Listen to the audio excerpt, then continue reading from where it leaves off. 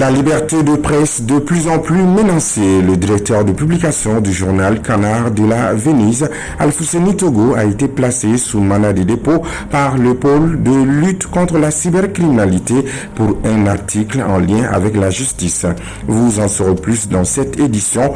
Une situation qui ne laisse pas indifférents les acteurs de la presse. Le Japon, à travers l'agence japonaise de coopération internationale, vient d'offrir à l'État malien des équipements pour des établissements de formation technique et professionnelle du district de Bamako. Ce don, d'une valeur de 4 milliards de francs CFA, vise à renforcer la qualité de formation dans ces établissements. Après une semaine d'arrêt de travail, la synergie locale du lycée public de Nyamakoro Nyama décide de suspendre son mot d'ordre d'arrêt de travail. Une décision qui intervient après la satisfaction de certains points de leur doléance. Vous en saurez plus dans quelques instants. Voilà pour le sommaire.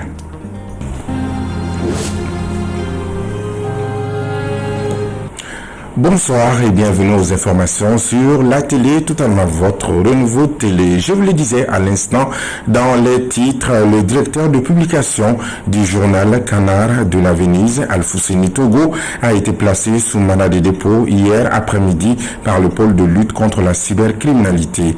L'affaire est en lien avec un article publié dans son dernier numéro qui parle de la justice malienne. Alfousseni Diaro pour le compte-rendu. Une nouvelle histoire triste s'ouvre encore pour la presse malienne. Comme très souvent, c'est en lien avec la justice. Contrairement aux autres, notre confrère Alfousseni Togo, directeur de publication du journal Canard de la Venise, a affaire au pôle de lutte contre la cybercriminalité, la première dans l'histoire de la presse écrite malienne. Cette juridiction spécialisée accuse notre confrère d'atteinte au crédit de la justice, de troubles à l'ordre public et de diffamation. Et cela après la publication d'un article en lien avec la justice sur les réseaux sociaux. Il a été placé sous mandat de dépôt hier mercredi après-midi par le pôle de lutte contre la cybercriminalité. Son procès est programmé pour le 12 juin prochain. Une réunion de crise suivie d'un point de presse sur la situation est prévue demain vendredi par la maison de la presse qui, selon sources généralement bien informées, a déjà engagé les démarches pour faire libérer Alfousseni Togo, directeur de publication du journal Canard de la Venise. Et toujours dans le même registre, Union nationale des jeunes éditeurs de presse, UNAJEP, exprime son profond regret face à la mise sous mandat de dépôt d'un journaliste en raison de ses opinions et ce, en vertu d'une législation qui ne relève pas de la loi portant régime de presse et délit de presse. En effet, notre confrère et membre de l'UNAJEP, Alfousseni Togo, promoteur et directeur de publication du journal Le Canard de la Venise, a été placé sous mandat de dépôt hier mercredi 9 avril 2025 dans l'après-midi par le pôle de lutte contre la cybercriminalité. Son arrestation motivée par des accusations d'atteinte au crédit de l'État, injure par le biais d'un système informatique et diffamation, fait suite à un article publié dans le dernier numéro de son journal qui développe à son avis le fonctionnement de la justice malienne. Après avoir rendu visite à notre confrère Alfousseni Togo à la maison centrale d'arrêt de Bamako ce matin, nous tenons à rassurer que malgré les circonstances, il se porte bien et affiche un moral d'acier. Cependant, nous exigeons la libération immédiate de ce journaliste qui n'a pas sa place en prison. Nous demandons qu'il soit jugé selon la loi 046 du 7 juillet 2000 portant régime de presse et délit de presse et non la législation sur la cybercriminalité. Nous nous insurgeons contre l'association de notre loi spéciale à toute autre et appelons l'ensemble des journalistes, des organisations professionnelles et des acteurs des médias à se dresser comme un seul homme contre cette arrestation qui constitue Un précédent inquiétant pour l'avenir de notre profession fait à Bamako le 10 avril 2025. Dans le cadre du projet d'amélioration des équipements des établissements de formation technique et professionnelle du district de Bamako, le centre de formation professionnelle Soumarou Kanté a accueilli ce jeudi 10 avril 2025 une cérémonie de remise d'un important lot de matériel offert par l'agence japonaise de coopération internationale. Ce don d'une valeur de près de 4 milliards de francs CFA est destiné à plusieurs centres de formation professionnelle de Bamako, vise à renforcer la qualité de formation des apprenants des centres de formation professionnelle bénéficiaires du projet. Le compte-rendu est signé Diakité Lassine, Alfousseni Diallo. Ces dons, financé à hauteur de 4 milliards de francs CFA par l'ambassade du Japon, est destiné aux ateliers de plusieurs centres de formation, notamment les CFPSK, les SICA, IFSAO et les lycées techniques de Bamako. Il marque un nouveau jalon dans la coopération entre le Japon et le Mali dans le domaine de l'éducation. La remise de cette importante lot de matières et d'équipements acquis dans le cadre de notre projet de renforcement des équipements pour les établissements d'enseignement technique et professionnel dans le district de Bamako est complémentaire d'une précédente initiative, à savoir le programme de formation des formateurs maliens, qui a permis d'inviter chaque année à Dakar 50 formateurs maliens durant la période indiquée. Ce don est composé de plusieurs équipements qui intéressent différentes filières de 4 établissements d'enseignement technique et professionnel, à savoir les SICA, le CFP, le lycée technique et le centre Sonia Alibert. Des équipements de dernière génération fournis vont sans nul doute contribuer à rehausser le niveau des formations et des compétences des apprenants.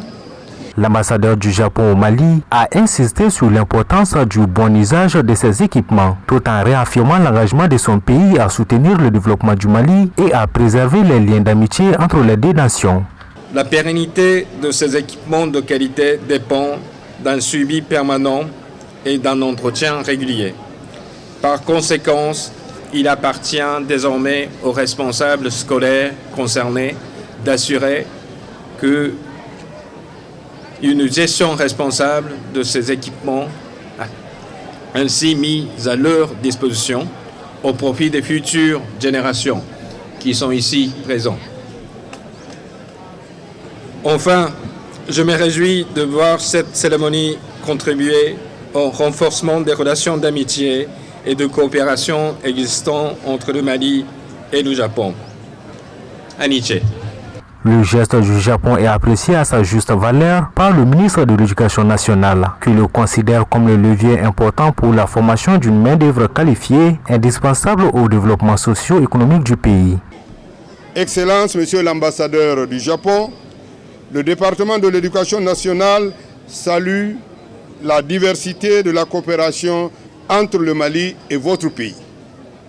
Dans le domaine de l'enseignement préscolaire, dans le domaine de l'enseignement fondamental et de l'enseignement secondaire. La mise en œuvre du projet d'amélioration des équipements pour les établissements de formation technique et professionnelle dans le district de Bamako a permis à l'enseignement technique et professionnel de disposer d'une importante quantité d'équipements, machines-outils, appareils neufs et ultramodernes de très haute qualité. Ces dons du Japon témoignent l'engagement constant de la JICA à accompagner le gouvernement malien dans la mise en œuvre de ses politiques éducatives. Ces équipements modernes permettront aux élèves d'apprendre dans des conditions meilleures, favorisant ainsi le renforcement de leurs compétences pratiques. Éducation, la synergie locale du lycée public de Niamakoro, El Niama, décide de suspendre son mot d'ordre d'arrêt de travail depuis le jeudi 3 avril 2025. Cette décision intervient après la satisfaction de certains points de l'ère d'alliance. Les détails avec Rokiatou S. Dambélé et Gabriel Keita. Une semaine après l'enclenchement de leur arrêt de travail, la synergie locale du lycée public de Niamakoro a décidé de suspendre son mot d'ordre. Cette décision intervient après que l'établissement ait été doté de dizaines de tables bancs et de chaises pour les élèves et les enseignants. Bon, en réalité, toutes les urgences n'ont pas été prises en compte pour l'instant, mais quand même, nous avons vraiment remarqué que effectivement, l'appel qui a été lancé a été entendu. Comme on a l'habitude de dire, un travailleur écouté est un travailleur motivé. Je crois que la promptitude de leur réaction nous a quand même permis aujourd'hui d'avoir une trentaine de tables bancs et une vingtaine de chaises. C'est vrai qu'il y a d'autres problèmes auxquels nous sommes confrontés, mais avec cette première réaction, nous avons jugé nécessaire d'aller vers une suspension afin de permettre aux enfants de venir reprendre les cours pour mieux préparer les examens de fin d'année.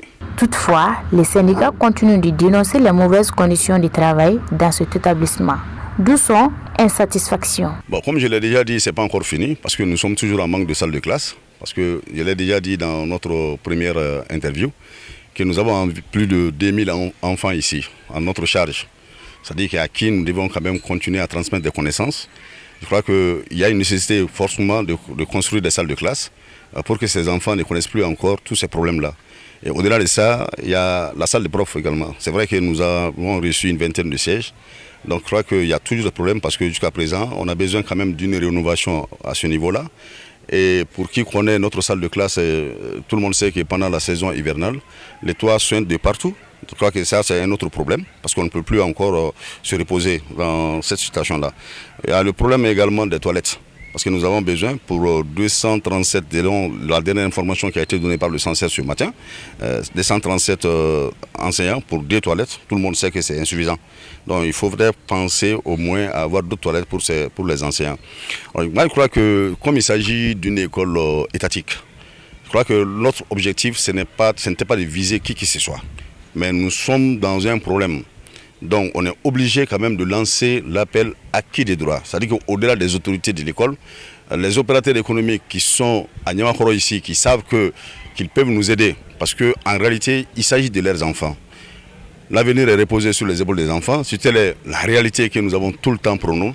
Je crois qu'il serait mieux quand même de songer un peu à ces enfants-là et à toutes les difficultés auxquelles ils sont confrontés pour remédier à ce problème-là.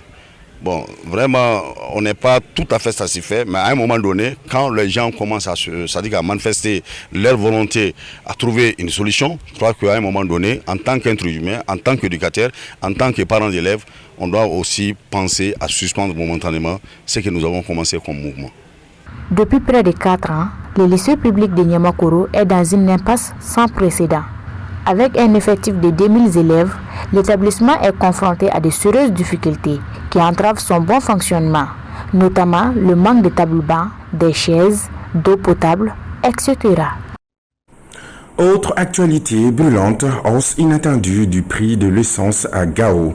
Selon nos confrères de Studio Tamani, le litre d'essence qui connaît 1400 francs CFA hier est passé brutalement ce jeudi à 1700 francs, voire 2000 francs CFA selon certains revendeurs à Gao. Cette hausse, selon les consommateurs, a surpris tout le monde. En réaction, le directeur général du commerce est monté au créneau. Il a exigé le respect du prix officiel qui est 775 francs CFA le litre. Des numéros verts ont été mis à la disposition de la population pour dénoncer les abus, notamment les cas de rétention de stock. L'administration promet des contrôles et des sanctions aux contrevenants. La Direction générale des impôts, à travers les femmes de la Direction des grandes entreprises DGE, a organisé une conférence débat sur le thème Leadership et rôle des femmes dans la mobilisation des recettes fiscales. Ce cadre d'échange visait à rappeler aux femmes du secteur fiscal en général et à celles de la DGE en particulier leur rôle dans le rehaussement des recettes de l'État. C'était ce jeudi dans un hôtel de la place. Le compte-rendu est signé Adam Tangara Mantala Ouattara. Inscrite dans le cadre du 8 mars, cette conférence débat organisée par les femmes de la Direction des grandes entreprises des impôts DGE a pour objectif de faire comprendre à son personnel féminin le rôle crucial qu'il joue dans la mobilisation des recettes. À la sortie de cette conférence, nous espérons que les femmes vont enfin prendre conscience déjà de leurs valeurs, de leur rôle et de la place qu'elles occupent au sein du dispositif fiscal. En 2024, La direction des grandes entreprises a une prévision de 1060 milliards sur une prévision de la direction générale de 1260 milliards, soit environ 84%. C'est vous dire ici que si nos dames ont inscrit leur leadership dans la mobilisation des recettes, que cela revêt un sens très particulier et très significatif. Le directeur général des impôts a saisi l'occasion pour rappeler les acquis et les défis en matière de défense du droit des femmes au sein de sa structure. Aujourd'hui, la DGE compte environ 45% de femmes contre 55% d'hommes, répartis entre les postes de travail opérationnels et les structures d'appui. Les femmes sont fortement présentes dans certaines branches telles que les bureaux d'accueil, les bureaux d'audit, les recensements, la gestion, les recouvrements, la caisse, les poursuites, les contrôles fiscaux. Malgré cette forte présence, forte est de constater que la loi numéro 052/18 décembre 2015 instituant des mesures pour promouvoir les genres dans l'accès aux fonctions nominatives et électives est insuffisamment appliquée. Certes, des femmes occupent quelques postes de responsabilité. Toutefois, on remarque que présentement au niveau de la direction centrale, sur 5 directions, 1 bureau et 5 cellules, il n'y a que 3 femmes dirigeantes. Ce qui signifie que plus nous montons sur la pyramide, plus le nombre de femmes au poste de responsabilité diminue. C'est très regrettable et nous pensons que justice doit être faite. Nous y œuvrons. Signalons que cette cérémonie a été marquée par la présence de Mme Aïdara Nyanya Sissé, unique femme ayant occupé le poste de directrice nationale des impôts. Il lui a été remis une distinction pour le service rendu à la nation. Nous poursuivons ce journal avec un autre communiqué, cette fois-ci de l'association des promotrices d'écoles privées du Mali sur la condamnation de l'agression du Mali par l'Algérie. Le Libéré, voici. L'association des promotrices d'écoles privées du Mali, APEPM, a appris avec une grande consternation les conclusions de l'enquête des autorités du Mali sur le crash d'un aéronef des FAMA. Conclusions qui établissent sans ambiguïté l'agression de notre pays par l'Algérie. L'APEPM condamne avec la dernière rigueur cet acte lâche de l'Algérie et de ses complices et réitère son soutien indéfectible aux FAMA, au gouvernement de la République du Mali et à son Excellence le général d'armée Assimi Goïta, président-chef de l'État et président en exercice de la Confédération des États du Sahel. La PEPM demande plutôt l'union sacrée de tous les Maliens autour de nos militaires pour défendre notre chère patrie, le Mali. Que Dieu bénisse le Mali et les pays de l'AES. Fait à Bamako le 10 avril 2025 par la présidente de la PEPM, Mme Kamara Nana Kadija Kone. Ce jeudi 10 avril 2025, l'ambassadeur de la Grande-Bretagne au Mali et le chargé d'affaires de l'ambassade de la France au Mali se sont successivement rendus à la famille Barayoro à Grand-Tigibougou pour présenter leurs condoléances à la famille suite au décès d'Amadou Barayoro la semaine dernière. Ils ont été accueillis par le maestro Cheikh Tidiane Seck, des collaborateurs et les membres de la famille du défunt. Cette marque de reconnaissance des deux pays est saluée par Cheikh Tidiane Seck au micro de nos reporters Omar Kouita et Bakari Daou. Aujourd'hui, pour la matinée d'aujourd'hui, nous avons reçu successivement l'ambassadeur de Sa Majesté de Grande-Bretagne, d'Angleterre. Et dans la foulée, nous avons reçu l'ambassadeur, le chargé d'affaires de la France, de la diplomatie française au Mali. Ils ont parlé de l'importance que leur communauté témoigne pour le duo magique et mythique du Mali, Amadou et Mariam. Ils ont tenu à saluer justement l'importance de leur œuvre sur leur population à eux. Je dirais tout ça c'est pour la baraka du Mali, étant donné que Amadou était d'abord comme un ambassadeur du Mali pour la culture. Et le duo a représenté le Mali un peu partout dans le monde. Donc ne serait-ce que pour ça que la diplomatie mondiale vienne pour essayer de souligner leur attachement et leur importance adressée à ce duo ne peut que être, comment dirais-je, glorifiant pour tout le peuple malien. Donc en tant que digne fils de cette nation, je dis encore, c'est une belle initiative et c'est important, ça fédère les énergies et les synergies. Ainsi prend fin cette session d'information sur Nouveau Télé, la télé totalement vôtre. Merci à vous de l'avoir suivi avec attention. Que la paix et la grâce de Dieu soient sur le Mali. Amen. Bonsoir.